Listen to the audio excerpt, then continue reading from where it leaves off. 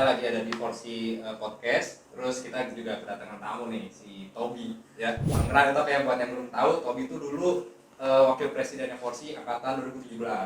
Nah, karena banyak banget nih hal yang bisa kita ulik dari Tobi, kita mau nanya-nanya nih dikit soal tato, musik, kuliah dan karir, dan mungkin pertanyaan-pertanyaan lainnya yang nanti mungkin bakal ditanya di pertengahan ya.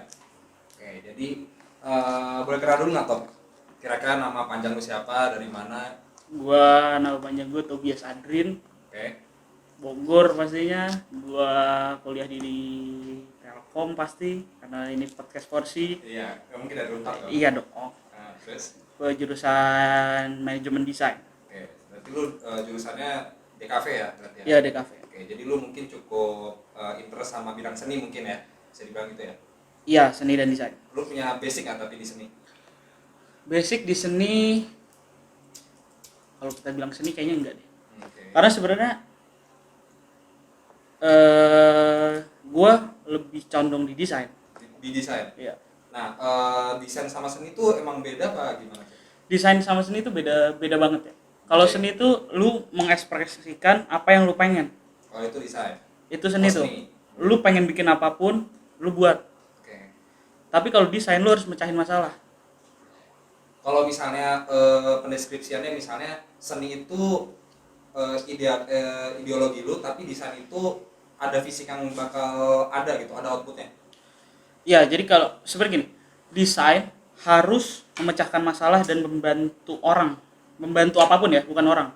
Orang, Oke. lembaga, terus kayak kesejahteraan lingkungan dan lain-lain. Kalau seni ya udah lu bikin sesuatu dengan tujuan tertentu yang lu mau.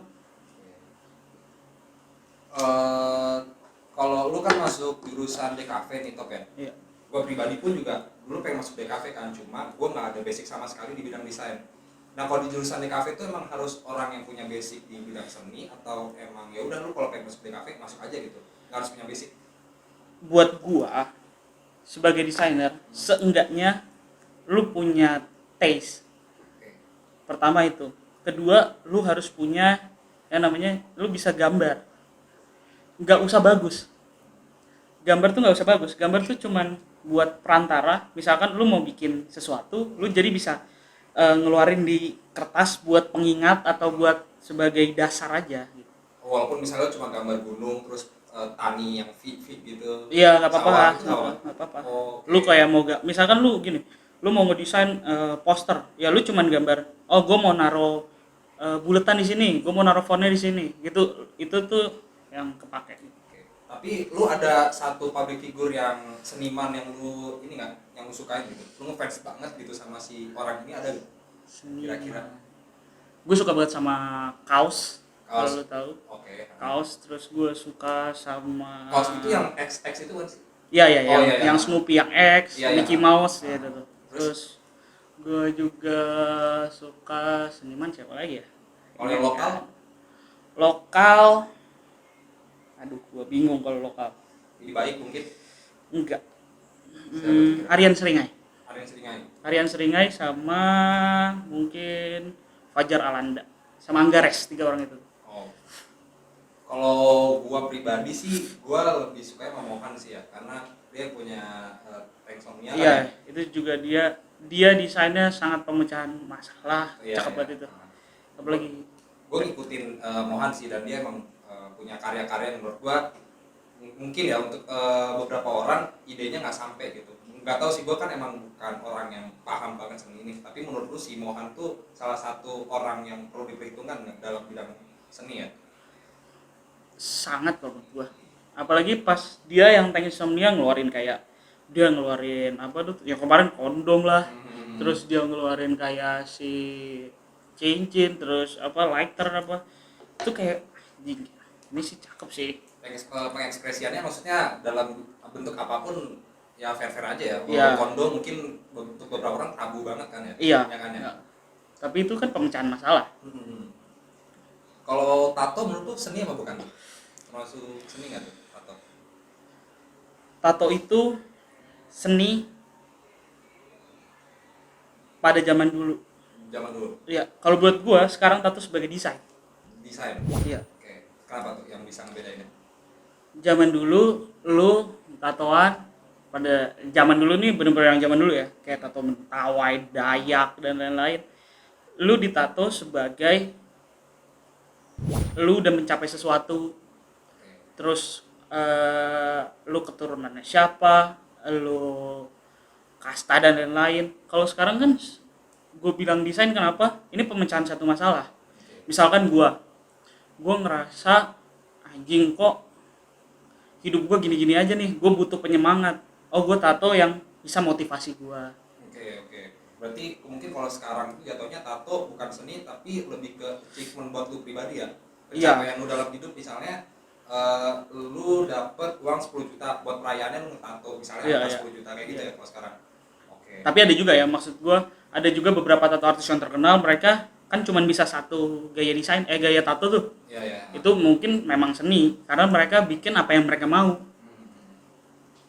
Jadi itu tergantung dari idealisnya orang masing-masing ya. Iya. Oke. Kalau tato dan lu kan juga sempet punya job ngetato orang ya. Iya. Nah, itu berawal dari mana tuh? Lu tato dan lu menato orang ya. Gue tuh suka banget tato dari kecil sebenarnya, karena gue dicekokin band-band metal dan band-band punk Iya. sama bokap. Gue ngelihat kayak Metallica, Iron Maiden, terus yang lain-lain, kayak cik ini orang tatoan keren banget. Iya, iya. Pas SMP gue mulai belajar tuh. Gue belajar tato yang istilahnya tato lokal, tato Dayak, tato Mentawai, tato apa namanya Batak dan lain-lain. Oke. Itu gue belajar kayak anjing, ternyata tato dalam ini maknanya gede dan lain-lain. Di situ tuh gue udah mulai kayak anjing, gue perlu tatoan nih. Gue tato temporer dulu waktu itu kan, kita belum bisa ya. Gue tato temporer tuh dari SD, tapi SMP gue mulai bisnis buat tato temporer. SMP tuh. Iya, buat anak-anak gue sekitar gue kalau mau ditato temporer sini sama gue. Gue mutusin tato pertama kali tuh SMA kelas 2. Anjing, berarti lu udah lama banget ya? Enggak. Ada di bidang tato. Iya, nggak bisa dibilang lama juga. Kan lama dan bentar relatif ya. Iya. Buat Mungkin lu cukup berpengalaman di circle gua yang punya hobi sama kayak lu. iya ya. Ya kan ya. Lu lama lah berpengalaman. Nah, terus. Terus gue tatoan di situ, pertama tatoan di kaki karena sekolah. Kan kalau SMA pakai celana panjang aman lah. Kalau tato gue di kaki. Dan kecil, karena gue suka tato-tato kecil, gue nggak suka tato gede. Udah, terus gue belajar terus tentang tato.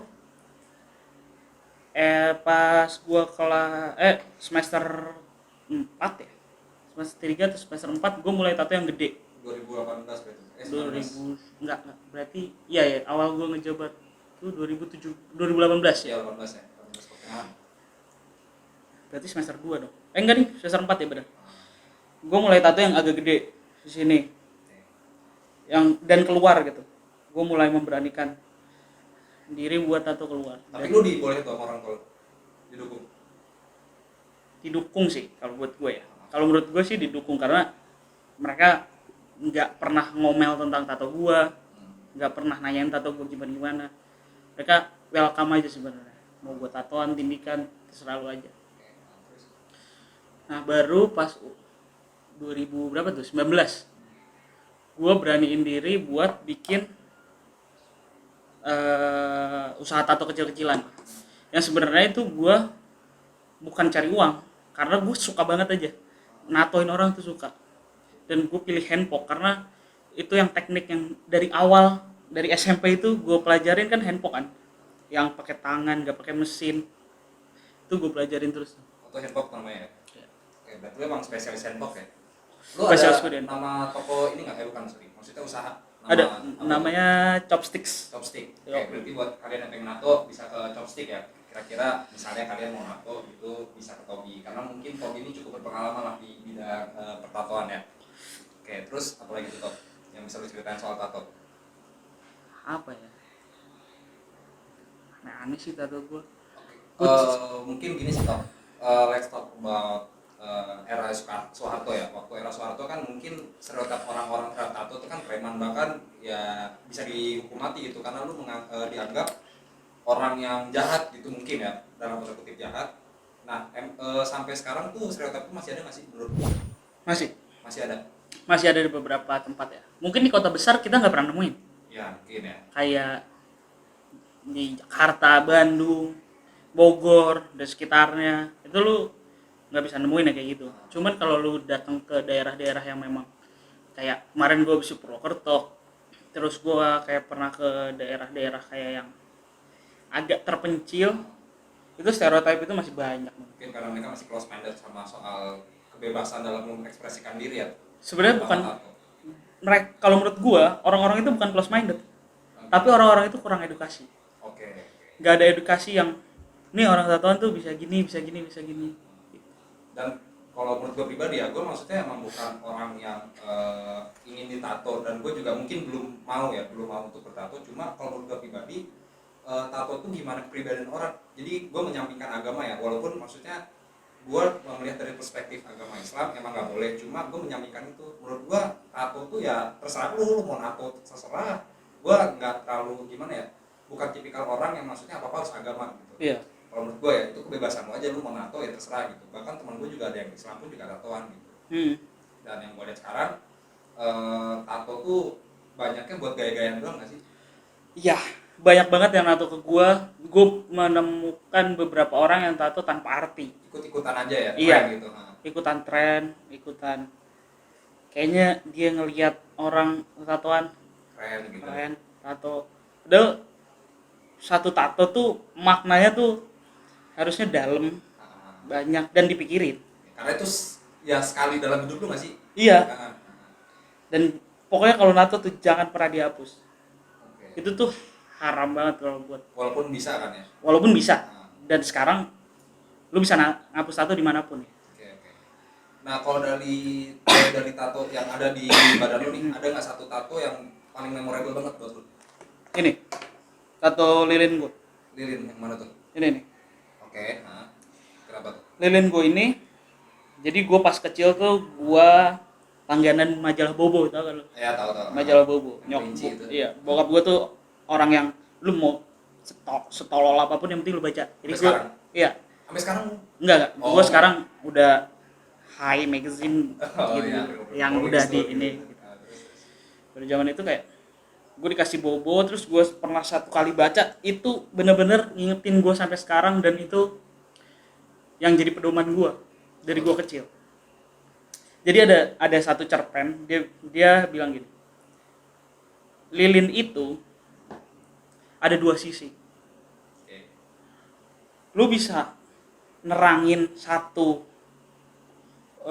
ruangan, lu bisa ngebakar satu ruangan. Oke. Semua di hidup kita tuh kayak gitu. Lu bisa ngelakuin baik dengan sesuatu atau buruk. Makanya gue bikin lilin ini dua sisi. Ada yang sisi ke bawah, ada yang ke atas. Oke. Jadi ini perbuatan baik dan perbuatan buruk. Oke. Ini tuh bener-bener nempel, si cerita tuh bener-bener nempel terus di otak gue tuh, terus jadi gue pedoman. Jadi ini tato tergolong baru ya, masih setahun lah. Oh tuh kapan tuh lu buatnya? 2020 berarti? ya. Bulan apa tuh tepatnya? April apa ya? Nah itu lu sendiri nato Sendiri, nato sendiri. Berarti lu gimana tangannya? Gini. Gini. Oh ya. Iya. Ini tato yang paling Paling berkesan, memorable ya. paling inilah. Yang soalnya ini jadi pedoman gue setiap hari kan. Oke. Tapi itu mungkin yang paling memorable ya. Ada nggak tato yang paling lu seselin banget? Kenapa gue buat ini tato? Ada, tapi belum jadi. Tatonya ada di sini dan belum jadi. Oke. Ini mungkin kelas berapa ya? Kelas 2 SMA lah. Oh 2 SMA. 2 SMA ini. Belum jadi. Belum jadi. Berarti Ini udah lama ya nyisa gitu lu ya. kalau lihat di sini ada Iris. Oke. Ini tuh bener-bener emang gak akan gue lanjutin, pengen gue tutup.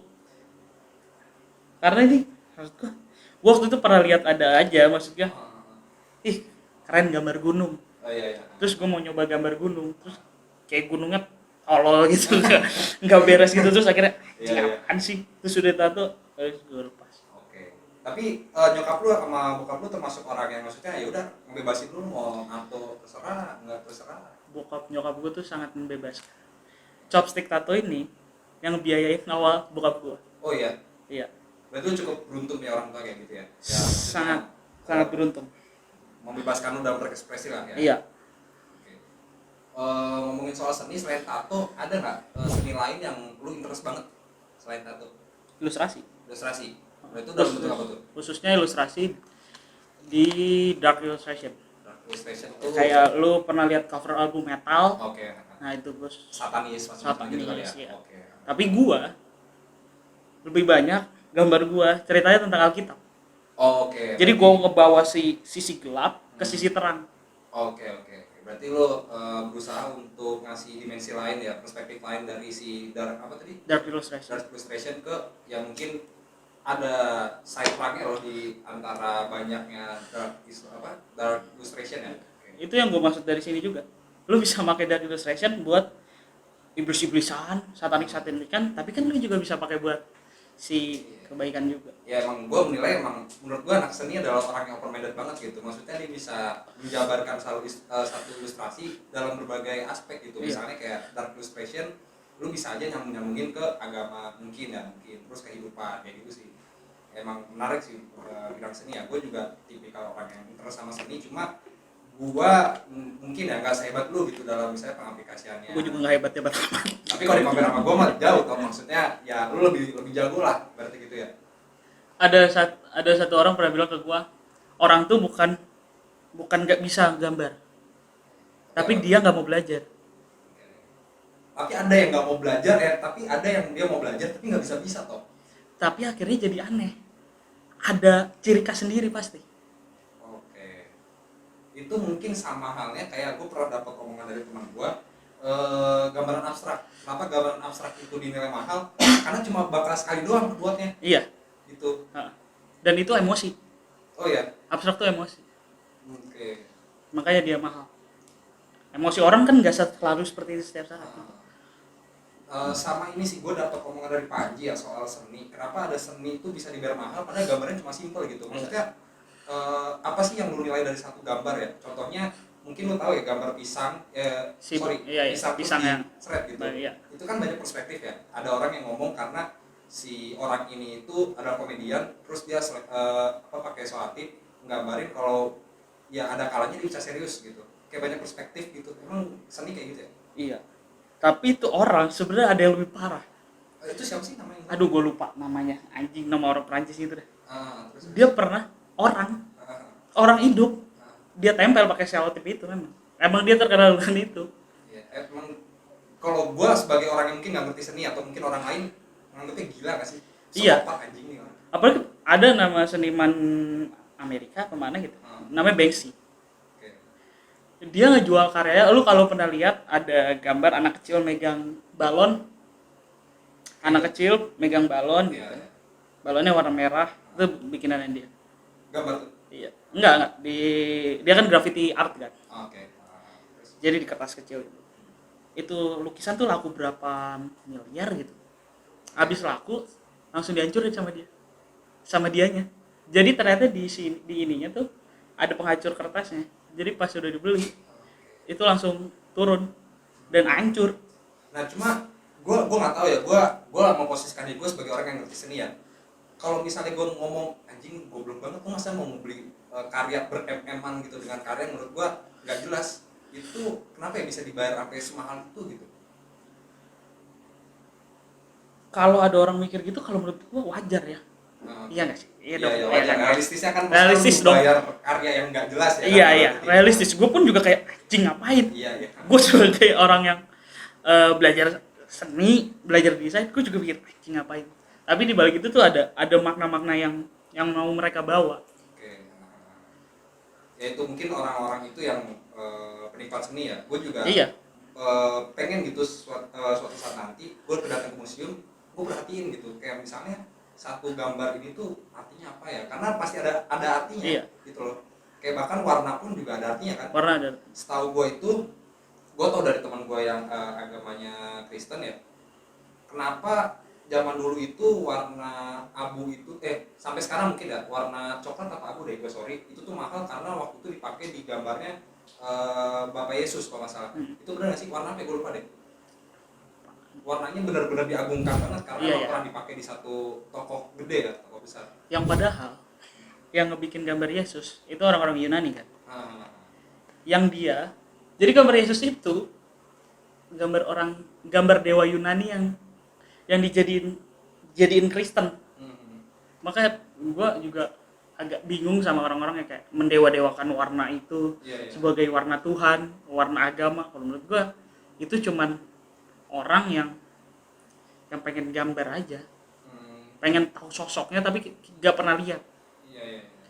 Ya itu mungkin karena imajinasinya udah mind blowing banget pasti ya orang-orang kayak gitu. Iya, dan paruh budaya pasti ya. Iya.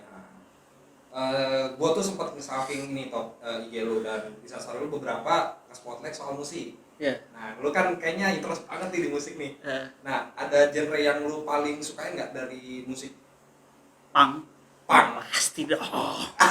Punk apa tuh? Punk habis lu. Daft Punk. Enggak ada. Daft Punk bukan punk. Apa tuh? Punk. Kalau gue lebih suka punk yang klasik punk kayak Ramones, Rancid, terus gue suka ada satu band namanya Bob Marley itu masuknya punk nggak sih? Bob Marley reggae dong. Reggae ya masuknya. Ada satu band yang gue suka banget namanya Cocksparrow sama Misfits. Ada banyak lah band-band ya klasik tahun 80 70. Berarti lu spesifiknya punk ya? Iya. Nah, kenapa lu suka banget sama genre musik punk? Pertama, pas kecil kan gue emang didengerinnya lagu-lagu keras kan. Iron Maiden, terus kayak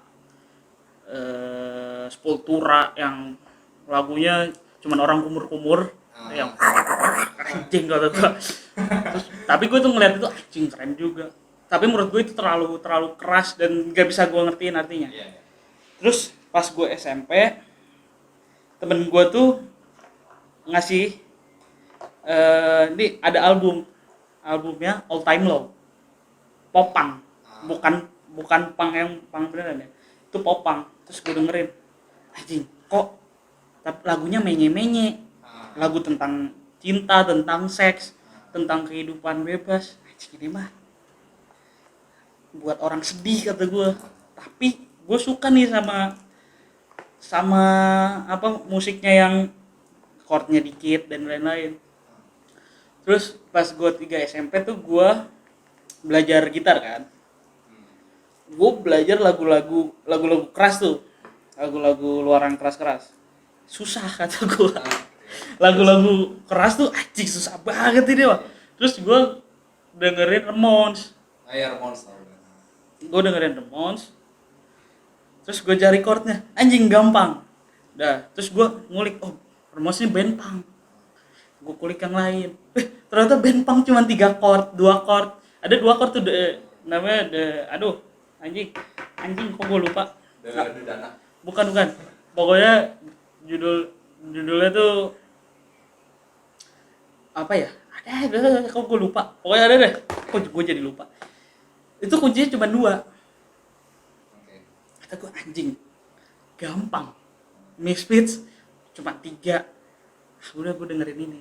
Terus gue pas kelas 1 SMA 2 SMA gue temenan sama anak-anak pembebasan. Lo tau pembebasan?